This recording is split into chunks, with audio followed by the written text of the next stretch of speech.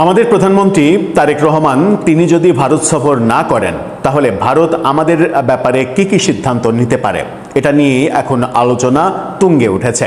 কারণ বাংলাদেশের পক্ষ থেকে ভারত সফর হচ্ছে না, আপাতত অনুকূল পরিবেশ নেই, সাথে শর্ত জুড়ে দেয়া।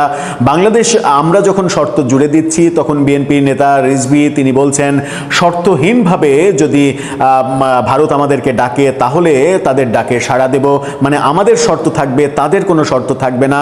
এরকম দ্বিচারিতা, কথার দ্বিচারিতাও আমরা যখন দেখছি তখন বাংলাদেশে যেমন আলোচিত হচ্ছে ভারতেও আলোচিত হচ্ছে। ভারতের সাংবাদিকরা নানা ধরনের প্রচার প্রচারণা করছেন।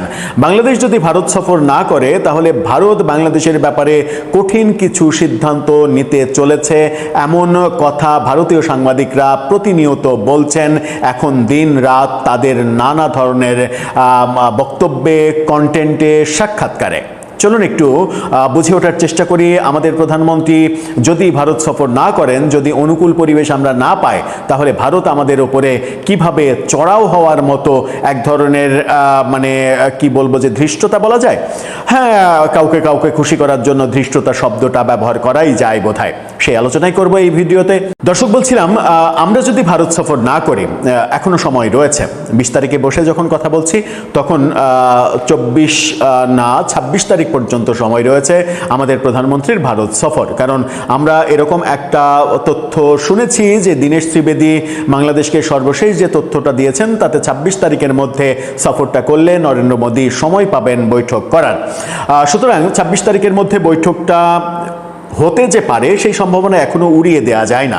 তবুও যদি বৈঠকটা না হয়, আমাদের প্রধানমন্ত্রী যদি ভারত সফর না করেন, সঙ্গত কারণেই ভারত গোস্বা করবে, এটাই স্বাভাবিক। যদিও এখন পর্যন্ত তাদের কোনো ধরনের কোনো কূটনৈতিক ল্যাঙ্গুয়েজে কোনো কড়া শব্দ ব্যবহার করতে দেখিনি, কিন্তু ভারতীয় সাংবাদিকরা বলছেন ভিন্ন কথা।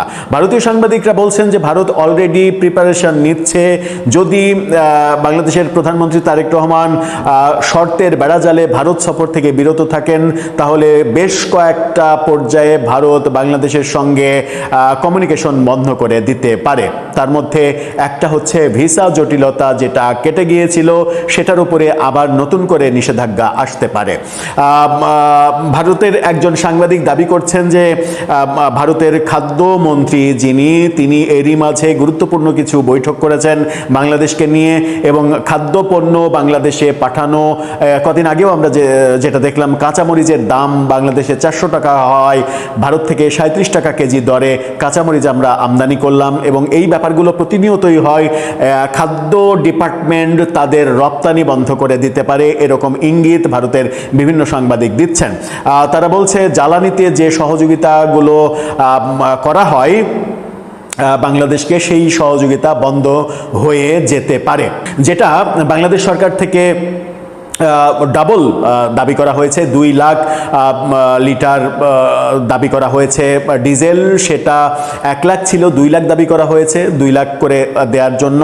সেটা তো প্রশ্নই আসে না যে 1 লাখ ডক্টর ইউনূসের আমলে বন্ধ হয়ে গিয়েছিল, সেটা আবারও বন্ধ হয়ে যাওয়ার সম্ভাবনা আছে বলে ভারতীয় সাংবাদিকরা বারবার বলার চেষ্টা করছেন যে আদানিকে বলে দেয়া হতে পারে তুমি তোমার বিদ্যুৎ দেয়া বন্ধ করে দাও, অথবা সেটা 4 ভাগের 1 ভাগ করে দাও, এতটাই কমিয়ে দাও যেন মানে বিদ্যুতের কাহিল অবস্থা বাংলাদেশে আরো বেশি তৈরি হয়। এরকম আলোচনা ভারতের সাংবাদিকরা করছেন। ভারতের সাংবাদিকরা বলছেন যে চিরতরে বন্ধ হয়ে যেতে পারে গঙ্গার পানি চুক্তি এবং তিস্তা চুক্তির ব্যাপারটা। গঙ্গার পানি চুক্তি ডিসেম্বরে চুক্তির মেয়াদ শেষ হচ্ছে, এরপরে আর রেনু হবে না যদি এই সফরটা আমাদের প্রধানমন্ত্রী না করেন। তিস্তার ব্যাপারে যেটা গত মানে প্রায় 13 বছর ধরে আটকে আছে, এবং সেই আটকে থাকার ব্যাপারটা এখন যেহেতু মমতা বন্দ্যোপাধ্যায় নেই, শুভেন্দু অধিকারী রয়েছেন দায়িত্বে, সুতরাং এখন খুবই সহজ তিস্তার ব্যাপারে ঐক্যমত্য আসা, সেই ব্যাপারটাও বন্ধ হয়ে যেতে পারে, এরকম কথাবার্তা ভারতের সাংবাদিকরা প্রতিনিয়ত বলছেন। আমরা আসলে বুঝতে পারছি না, আমরা যারা সাধারণ জনগণ, সাধারণ জনগোষ্ঠী আদতে হতে যাচ্ছে কি। আমরা শুধু এটা বুঝি যে আমাদের চাইতে অন্তত 10 গুণ বড় ভারত, মানে 10 গুণ বড় একটা দেশ। তাদের সঙ্গে আমি সম্পর্ক তৈরি করার ক্ষেত্রে এবং শব্দ বাক্য ব্যবহার করার ক্ষেত্রে আমাদের সচেতন থাকতে হবে, সচেতন থাকা উচিত, কূটনৈতিক শিষ্টাচারের ব্যাপারে সচেতন থাকা উচিত, এবং আমাদের চাইতে অর্থনৈতিকভাবে সামরিকভাবে সব দিক থেকে অনেক বেশি ক্ষমতাবান এই দেশটি যেন আমাদের ওপরে গোস্বা করে কোনো ধরনের কোনো নেগেটিভ ব্যাপার চাপিয়ে দিতে না পারে, সেই ব্যাপারটাতেও কূটনৈতিক সফলতা আমাদের দরকার, যেন ভারতের সাংবাদিকরা এই প্রচারগুলো করার সুযোগ না পান। হ্যাঁ, আপনি এক কথায় দোষ দিতেই পারেন যে ভারতীয় সাংবাদিকরা অপপ্রচার তারা করেই যাচ্ছে, গত 2 বছর ধরে অপপ্রচার করছে, তাতে কি হয়েছে, এটা বলে উড়িয়ে দিতেই পারেন। কিন্তু এটা বলে উড়িয়ে দেওয়ার বাস্তবতা কি আদৌ আছে? যে পয়েন্টগুলো তারা বলছে সেই পয়েন্টগুলো আমাদের জন্য তো খুবই সেন্সিটিভ। তো আমাদের জন্য পয়েন্টগুলো সেন্সিটিভ হলে সেই পয়েন্টগুলো নিয়ে ভারত নেগেটিভ ভাবনা ভাববে না, তার গ্যারেন্টি আমি কোথায় পাচ্ছি? যদি আমি শর্তের বেড়াজালে আমার এই বন্ধুত্বপূর্ণ সফর মানে আটকে দিই, যেটা মানে সফর করে সেই শর্তগুলো নিয়ে আলোচনা করার অপশন রয়েছে, আলোচনা থেকে একটা গুড রেজাল্ট পাওয়ার অপশন রয়েছে, ভারতের আগ্রহ প্রচণ্ড দেখা যাচ্ছে, তখন যদি আমি শর্তের বেড়াজালে ব্যাপারটাকে আটকে দিই, তাহলে ওরা গোস্বা করলে আমাদের কিন্তু আর কোনো অপশন থাকবে না তাদেরকে দোষ দেওয়ার। হ্যাঁ, আমি গায়ের জোরে দোষ দিতেই পারে। এখন এই আলোচনার মানে পরে এই আলোচনা শুনে কমেন্টে গিয়ে খুব সহজেই লিখে দেওয়া সম্ভব ভারতের দালাল, রয়ের দালাল, এরকম লিখে দেওয়া সম্ভব। কিন্তু ঠান্ডা মাথায় বাস্তবতা অনুধাবন করে এটা কি দালালি নাকি আমার দেশের স্বার্থেই আলোচনা, সফট আলোচনা, যে সফট আলোচনাটা সব সময় প্রয়োজন, এবং সরকারের মানে ব্যাপারটা তো সরকারের সমালোচনা না, ব্যাপারটা হচ্ছে সরকারের দৃষ্টি আকর্ষণ করা যে এই ব্যাপারটা এভাবে না ভেবে ওইভাবে ভাবা যায় কিনা। যারা বিরোধিতা করবে তারা বলবে যে এই ধ্বংস করে দিল, এই সর্বনাশ হয়ে গেল, এটা করলো, ওটা করলো, ওটা করলো, ক্ষমতা থেকে নামেন, এটা পারছে না। ব্যাপারটা তো তা না। ব্যাপারটা হচ্ছে যে আপনি পারছেন কি পারছেন না, তার চেয়েতেও বড় কথা হচ্ছে যে আপনাকে সফল হতে হবে। সেই সফলতা যদি ভারত বিদ্বেষী হয়ে অর্জন হয় খুবই ভালো, সেই সফলতা যদি ভারতের সঙ্গে বন্ধুত্ব করে হয় খুবই ভালো। কোনটা করবেন সেটার দায়িত্বও আপনাদের। আমরা জনগণ যেন ভোগান্তি পোহাতে না হয় আমাদের। আসসালামু আলাইকুম রহমতুল্লাহি ওয়া বারাকাতুহু। সম্মানিত দর্শক, বাংলাদেশের সঙ্গে ভারতের কূটনৈতিক সম্পর্ক এখন চরম অবনতির মধ্যে রয়েছে। চরম অবিশ্বাস। বাংলাদেশ দিল্লিকে বিশ্বাস করতে পারছে না, ভারতকে বিশ্বাস করতে পারছে না, আর ভারত বাংলাদেশকে বিশ্বাস করতে পারছে না। এবং এই অবিশ্বাসের জায়গা থেকে পরস্পরের মধ্যে সম্পর্কটা এতটা খারাপ হয়ে গেছে, স্বাধীনতার পরে এই ধরনের অবস্থা আমি অন্তত কখনো দেখিনি। নাম্বার 1। নাম্বার 2 হলো যে আমাদের এই দেশে ভারত সেই স্বাধীনতার পর থেকেই একটা প্রভাব বিস্তার করে আসছে। শুধুমাত্র ডক্টর মোহাম্মদ ইউনূসের জামানাতে এই সম্পর্কটি খারাপ হয়ে যায়, কিন্তু ডক্টর মোহাম্মদ ইউনূসের জামানাতে সম্পর্ক খারাপ হওয়ার পরেও কূটনৈতিক চ্যানেলটা সচল ছিল। এরপর সামরিক যে যোগাযোগ, মিলিটারি কমিউনিকেশনটা, সেটা সচল ছিল। এবং ভারত প্রাণান্তভাবে চাইতো যে বাংলাদেশে একটি গণতান্ত্রিক পরিবেশ আসুক, একটি নির্বাচিত সরকার আসুক, এবং সেই সরকারের সঙ্গে তারা সম্পর্ক স্থাপন করবে। এবং তারা তখন ওই মুহূর্তে ডক্টর মোহাম্মদ ইউনূসের সঙ্গে কোনো অবস্থাতেই সম্পর্ক স্বাভাবিক করেনি। ফলে আজকের যে গণতন্ত্র, বিএনপির ক্ষমতা আসা, তারেক রহমান সাহেবের বাংলাদেশে ফিরে আসা, এর পেছনে ভারতের অন্তত 90%, 100% বলবো না, 90% কূটনৈতিক তৎপরতা, লজিস্টিক সাপোর্ট, এবং যেটাকে বলে engineering, a huge political engineering, এই পলিটিক্যাল ইঞ্জিনিয়ারিং বিএনপির সঙ্গে ছিল। আর সেটা যদি না হতো তাহলে ডক্টর মোহাম্মদ ইউনূস এবং তার সঙ্গে যেভাবে আমেরিকা ছিল, যেভাবে ইউরোপ ছিল, তাতে আগামী 10 বছরও এদেশে নির্বাচন হতো না। যেভাবে আমেরিকা এবং ওয়েস্টার্ন কান্ট্রিগুলো, তুরস্ক এবং পাকিস্তান ডক্টর মোহাম্মদ ইউনূসের উপরে তাদের আশীর্বাদ বজায় রেখেছিল। সেক্ষেত্রে নির্বাচন হলে শতভাগ এনসিপি এবং জামাতের নেতৃত্বে আসতো, যেটা নাসিরুদ্দিন পাটোয়ারি কক্সবাজারকে বলে আসছিলেন, এবং বিএনপি হতো থার্ড লার্জেস্ট পার্টি, 40 থেকে 50টি সিট পেত। That was the plan. সেই প্রথমত নির্বাচন হতো না, ডক্টর মোহাম্মদ ইউনূস আজীবনকালের জন্য ক্ষমতায় থাকতো, 5 বছর করে। আর দ্বিতীয়ত নির্বাচন যদি হতো, সেই নির্বাচনে জামাত এনসিপি আসতো, আইদার এনসিপি অথবা জামাত। এই যে একটা মাস্টার প্ল্যান, সেই মাস্টার প্ল্যানটাকে বুমেরাং করে দিয়ে ভেরি জাস্ট হাদি হত্যাকাণ্ডের পরে পুরো জিনিসটিকে উল্টে দিয়ে, সেটা ভারত হাদি হত্যাকাণ্ড ঘটিয়েছে না ঘটায়নি সেটা তদন্তের বিষয়, কিন্তু হাদি হত্যাকাণ্ড বাংলাদেশের রাজনীতিতে একটা টার্নিং পয়েন্ট। এই হত্যাকাণ্ডের মাধ্যমে একটি পক্ষ চেষ্টা করেছিল পুরো রাষ্ট্র ব্যবস্থা কুক্ষিগত করার জন্য। গণভবন তো আগেই শেষ, বঙ্গভবনের দখল নেওয়ার জন্য, তারপর একটি বিপ্লবী সরকার গঠন করার জন্য, ডেইলি স্টার, প্রথম আলো ভেঙে চুরে চুরমার করে দিয়ে টোটাল গণতন্ত্রের বা চতুর্থ স্তম্ভ বলতে যেটিকে বোঝায় সংবাদপত্র, এটিকে একেবারে বাকশালী কায়দায় নিয়ন্ত্রণ করে ডক্টর মোহাম্মদ ইউনূসের একটা একক কর্তৃত্ব প্রতিষ্ঠা করার যে চেষ্টাটি, সেই চেষ্টাটি নষ্ট হয়ে যায় হাদি হত্যাকাণ্ডের পরবর্তী ঘটনা দ্বারা। এখন হাদির যখন হত্যাকাণ্ড হলো, সেই হত্যাকাণ্ডের পরে দুই পক্ষই চেষ্টা করেছে এটার বেনিফিট নেওয়ার জন্য, কিন্তু এখানে ইন্ডিয়া জয়লাভ করেছে। ইন্ডিয়া জয়লাভ করেছে এবং তারা তখন এই ডক্টর মোহাম্মদ ইউনূস, জামাত, এনসিপি এদের ব্যাপারে শতভাগ রিভার্সে চলে আসছে, যে এখন এই মুহূর্তে মূলত বিএনপি সরকার দরকার। আর বিএনপি সরকার যেন ভোটের মাঠে শক্তিশালী হতে পারে, এজন্য তাদের হাতে যে রিজার্ভ ফোর্স রয়েছে আওয়ামী লীগ, সেই আওয়ামী লীগের শেখ হাসিনা থেকে শুরু করে তাদের প্রবাসী যত নেতা, তাদের মাধ্যমে সারা বাংলাদেশের আওয়ামী লীগের লোকদের কাছে মেসেজ দেওয়া হয়েছে কোনো অবস্থাতে যেন জামাত না আসতে পারে, বিএনপিকে ক্ষমতা আনতে হবে। এই কাজটি ভারত করেছে এবং সেই ভারত এই কাজটি করার বিনিময়ে তারা চেয়েছে তারেক রহমান সাহেবের সঙ্গে একটা ভালো সম্পর্ক হোক, আর তাদের মিত্র আওয়ামী লীগ বাংলাদেশে রাজনীতি করার সুযোগ পাক, আর শেখ হাসিনার একটি সম্মানজনক পরিণতি হোক। মানে শেখ হাসিনাকে মাফ করতে হবে, তাকে আবার প্রধানমন্ত্রী বানাতে হবে, তাকে আবার রাজনীতি করতে দিতে হবে, এটা ভারতও চায় না।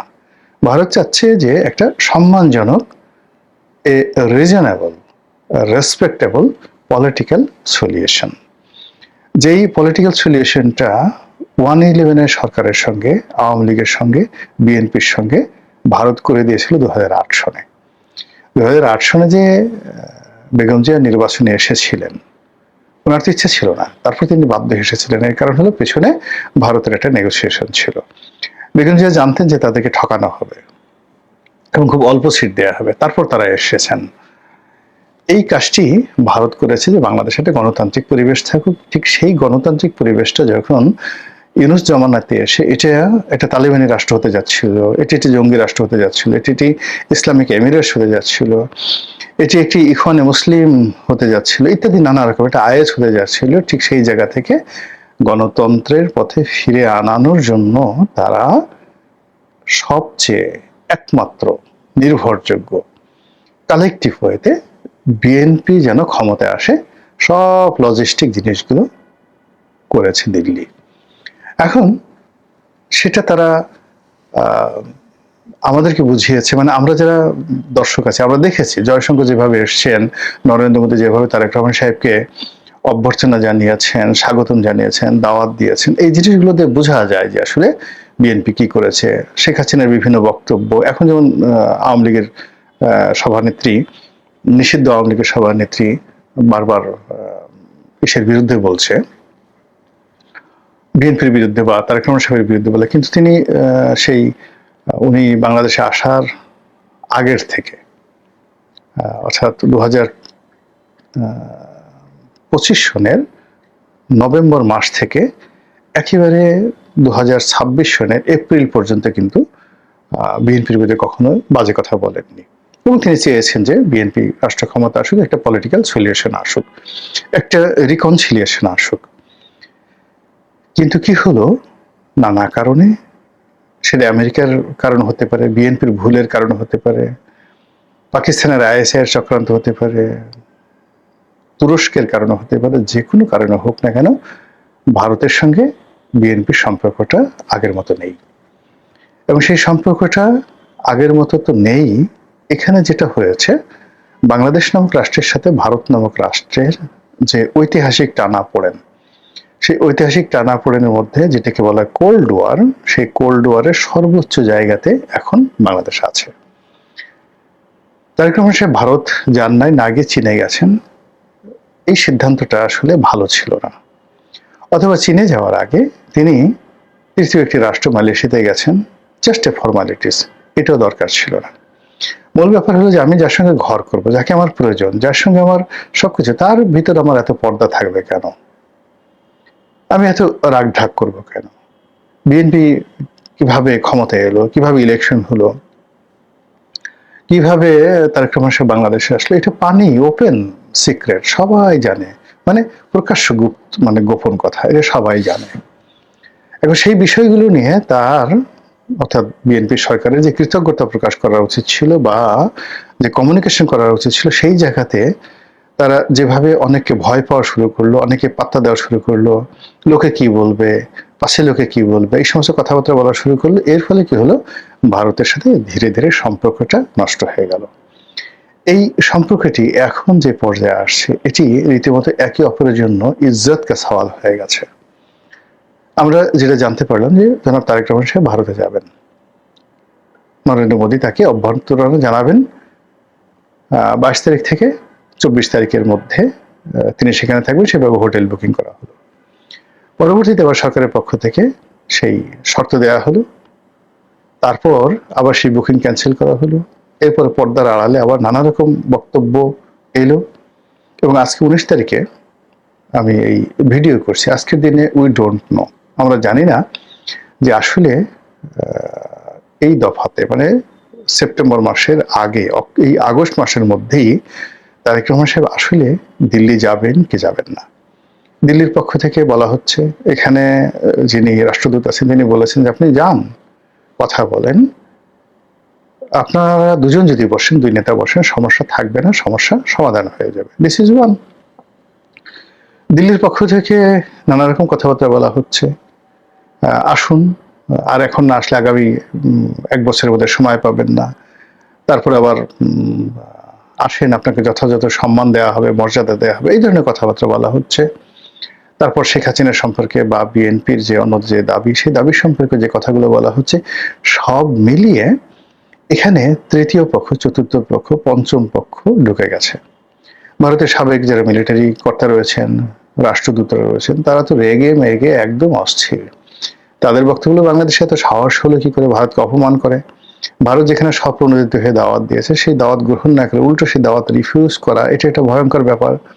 কোনো একটা দেশে যাওয়ার আগে সেই দেশকে শর্ত দেওয়া যে আমাকে এটা দাও তারপরে আমি যাব, এটা আসলে কূটনৈতিক ভব্যতা বা সভ্যতার মধ্যে পড়ে না।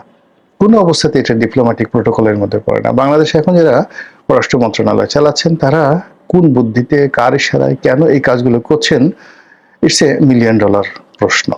এবং এই কাজটি খলিলুর রহমান করছেন না, অন্য কেউ করছেন না, স্বয়ং তারেক রহমান সাহেব করছেন। কিন্তু এরকম নজির হয় না যে আমি তোমাদের দেশে যাব, যাওয়ার আগে আমাকে বলো যে আমার এই জিনিসগুলো তুমি দেবে কিনা। এই ডিপ্লোম্যাসি আমি দেখি নাই কখনো।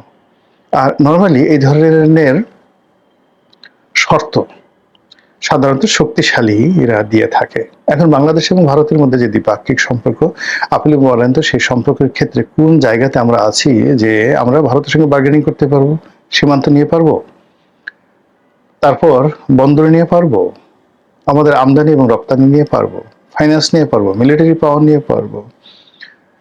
এই মুহূর্তে ভারতের যে সফট পাওয়ারগুলো বাংলাদেশে অ্যাক্টিভ রয়েছে, সেগুলো নিয়ে আমরা কোনো অবস্থাতে ভারতের সঙ্গে আমরা ছড়ি ঘোরাতে পারবো ভারতের উপরে? যদি তা না পারি, তাহলে আমরা শর্ত দিচ্ছি কেন? শর্ত কারা দেয়? শক্তিশালী পক্ষ শর্ত দেয়। এখন কোন দিক থেকে বাংলাদেশ, আপনি একটু বলেন তো, শক্তিশালী হয়ে গেল? ফলে এই যে কাজগুলো হচ্ছে, এই কাজগুলো হচ্ছে এর দ্বারা কেবলমাত্র যে বিএনপি ক্ষতিগ্রস্ত হবে বা বিএনপি লাভবান হবে, নট লাইক দ্যাট। এর দ্বারা আমরা সবাই 18 কোটি মানুষ কিন্তু মারাত্মকভাবে ক্ষতিগ্রস্ত হব। শুনতে খুব ভালো শোনায়, ভীষণ রকম ভালো শোনায়। সেই রাজা মানসিংহের সঙ্গে ইশাখা যুদ্ধ করেছেন, যুদ্ধ করে তলোয়ারের আঘাতে ইশাখা গিয়ে বললেন যে আমি তো হুজুর আপনার সঙ্গে পারবো না, আপনি 1,00,000 সৈন্য নিয়ে আসছেন, আমার সাকলে সৈন্য আছে 1000 পাঁচেক, আমি সোনারগাঁয়ের জমিদার, জঙ্গলবাড়ি, ময়মনসিংহের জঙ্গলবাড়িতে আমার কিছু জমিদারি আছে, আর আপনি সমস্ত ভারতবর্ষের 50 লাখ বর্গ কিলোমিটারের অধিকর্তা, এবং সেই অধিকর্তার সম্রাট আকবরের প্রধান সেনাপতি রাজা মানসিংহ, আপনি আসছেন, আপনার সঙ্গে পারবো না। তবে আমি যেহেতু রাজপুত হিন্দু মানুষ, আগে ছিল মুসলমান হয়েছি, আমার বীরের রক্ত, আমি মরে যেতে চাই, আপনার সঙ্গে আমি মল্লযুদ্ধ করব, তলোয়ার যুদ্ধ করব, 1 to 1। তো সেই 1 to 1 যুদ্ধ হলো, এবং ইশাখার তলোয়ারের আঘাতে মানসিংহের তলোয়ারি ভেঙে গেল। আমরা সেই গল্প ছোটকালে পড়েছি।